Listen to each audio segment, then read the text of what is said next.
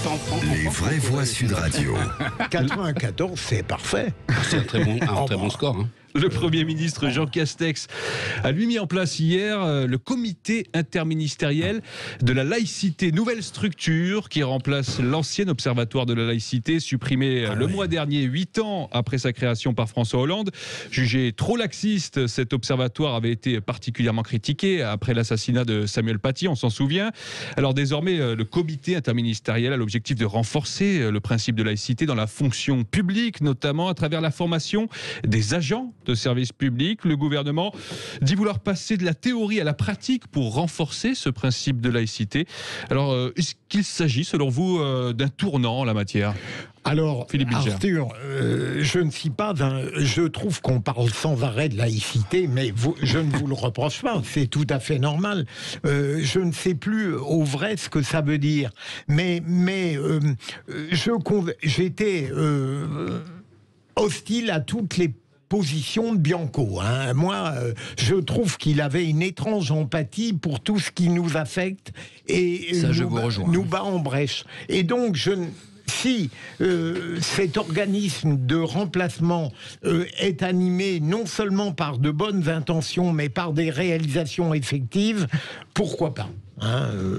Nicolas, je trouve qu'il y a des bons points dans ce nouveau comité interministériel de la laïcité, notamment le déféré laïcité, ce qui équivaut, vous êtes des juristes, au référé liberté en fait. Oui, c'est ça.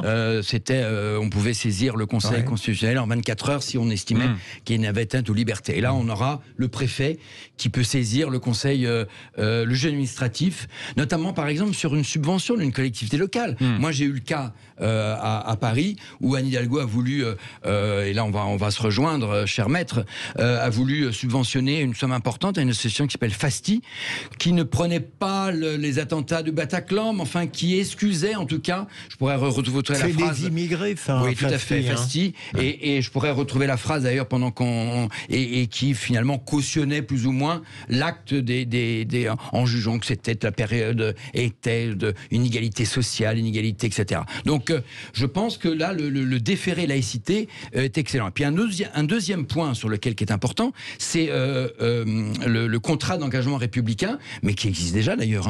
Valérie Pécresse déjà pour chaque subvention à une association demandait de signer ce contrat d'engagement. Et puis enfin le troisième point important pour moi que j'ai trouvé, c'est le référent laïcité. C'est-à-dire que Samuel Paty aurait pu échanger, dialoguer, être alerté par ce référent laïcité qui n'existe pas aujourd'hui et qui est une chose quand même très importante. Mais il aurait été où ce référent ? Il est dans les établissements, dans les collèges ? Il est dans les établissements, mais évidemment, il y a un référent qui est là pour aider, pour déceler dans les classes s'il y a un problème, etc.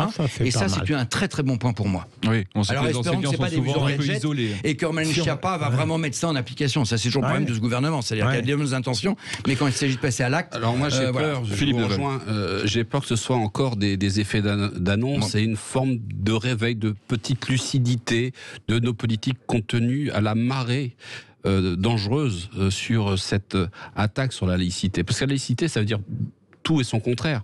La laïcité, ça date de 1905, mais on n'en a jamais entendu parler de laïcité jusqu'à 20 ans. Et pourquoi en 20 ans ça s'est réveillé ? C'est parce qu'il y a un véritable problème avec la montée de l'islam politique, bien sûr, qui est un véritable danger, un cancer pour ce qui est le sens profond de la démocratie et des valeurs françaises. Parce qu'on a toujours été ouvert sur la tolérance, sur l'ouverture des esprits, justement le retrait de la religion sur la politique, qui était très marqué quand même en France jusqu'à une certaine époque, surtout lors de la monarchie absolue. Et de toute façon, c'était même en contradiction avec les paroles du Christ qui, selon Matthieu 20-22, disait de rendre ce qui est à César et à Dieu ce qui est à Dieu. C'est-à-dire une séparation entre le temporel et le spirituel. Donc aujourd'hui, on va faire face à de graves dangers. Et c'est une forme, à mon avis, de sursaut. Mais ma crainte, et je le vois dans la pratique de ce que je fais, de mes affaires en tant qu'avocat de victimes de terrorisme islamiste, je vois la tiédeur et même la crainte des politiques d'affronter ce problème. Oui. Mais les effets d'annonce, on est bien obligé d'en faire avant de... c'est pour ça que je suis plutôt favorable. Voilà. Je suis content. Après, on va voir. Alors on va écouter peut-être Richard qui nous appelle de Toulouse pour participer à cette discussion. Bonsoir Richard. Oui, bonsoir à vous. On vous écoute. Vous vouliez participer à ce débat? Ah oui, ça m'intéresse beaucoup. En fait, pour ma part, je pense que les textes qui sont en train de passer, c'est la mousse. C'est juste la mousse pour dire on fait quelque chose, mais en fait, on ne traite pas le problème de fond. Pour ma part, le problème de fond, c'est de définir ce qu'est clairement la laïcité. C'est pas une religion laïque à mettre à la place d'autres religions, parce que souvent certaines personnes qui sont un peu anti-religieux l'utilisent comme ça. Mais je pense que c'est surtout, j'appelle ça un faisceau de lois qui sont là pour permettre de préserver la liberté des individus et de préserver aussi la société. La liberté des individus, je veux le citer comme ça. Moi, c'est si on fait la liste. Il faut qu'on soit très sévère pour toute personne qui, au nom d'une religion, viendrait mutiler des personnes. Ça peut arriver. En particulier, on n'en parle pas, mais il y a des enfants qui subissent des formes de mutilation qui sont indépendantes de leur liberté dans certaines religions.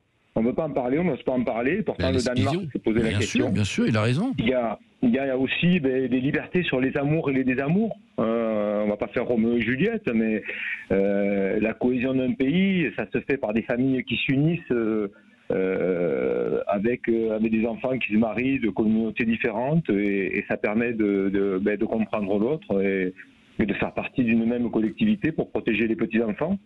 Les interdictions subies aussi de manger, de boire, de rencontrer ou de s'exprimer comme on le souhaite. Et c'est là que le législateur il doit être extrêmement sévère. Et ça résoudra de fait beaucoup d'autres problèmes qui ne seront que finalement que les conséquences du laxisme qu'on a eu sur ce plan-là, quoi.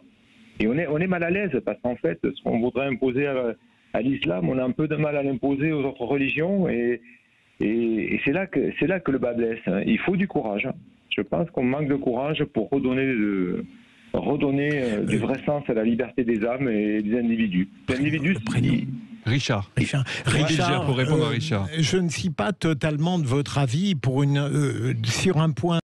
Vous dites que on n'a pas osé appliquer aux autres religions ce qu'on prétend imposer à l'islam. Mais j'ai parfois eu l'impression inverse, c'est-à-dire que la lutte contre l'islamisme terroriste et meurtrier a été parfois amoindrie parce qu'on a voulu, par peur politique, généraliser à d'autres religions des contraintes et des réglementations qui ne les concernent pas.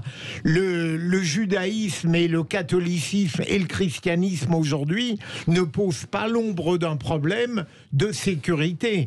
Et donc, j'ai senti au contraire l'inverse, si vous voulez. Dans le projet de loi contre le séparatisme, on avait peur d'appliquer seulement à l'islam meurtrier ce qui n'aurait dû regarder que lui. Philippe, alors je vais aller dans le sens de Philippe, dans le sens que lors de la mise en place de la loi de 1905, l'État était très dur vis-à-vis des catholiques, des prêtres réfractaires, des biens de l'Église. Il y a eu des gens qui ont été malmenés, même violentés ou emprisonnés. Et ça s'est fait dans la douleur. Le Concordat, la même chose, c'était très dur pour les Juifs de France à qui on a imposé certaines règles assez strictes pour les intégrer dans l'ensemble de la communauté française sous l'égide de Napoléon.